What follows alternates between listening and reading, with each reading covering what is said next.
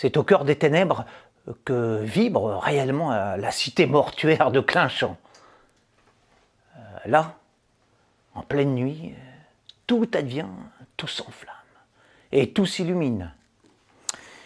Longtemps après l'extinction des feux, lorsque le village est plongé dans la plus profonde léthargie, les rats de chair, tout autant que les spectres d'eau, sortent de leurs trous pour animer l'obscurité de leurs épiques présences. Entre l'horreur des visages nocturnes et les enchantements du rêve, le plomb du tombeau et la légèreté de l'esprit, la peur du noir et la joie de l'heure aérienne.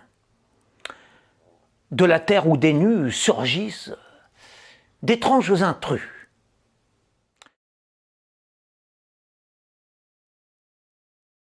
Des têtes apparaissent, des entités se manifestent, des images naissent, des ailes se déploient, des existences clandestines se révèlent, des souffles se font sentir. De vagues silhouettes se forment, puis s'évanouissent aussitôt. Des voix s'adressent à qui ne veut rien entendre.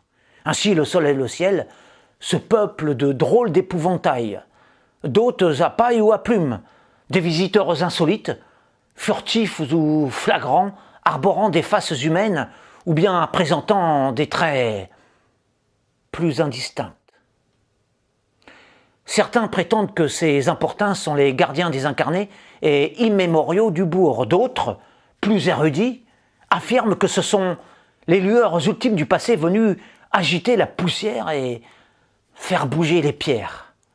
Les dernières braises de vie remontées des siècles pour briser la torpeur de ce clocher. Ces êtres fantastiques ne seraient-ils finalement que des ombres mêlées d'herbes, du vent dans les chemins, des brumes ordinaires aux éclats lunaires, de banals reflets dans les pâleurs de la campagne endormie, ou alors de véritables lumières que seuls les initiés perçoivent.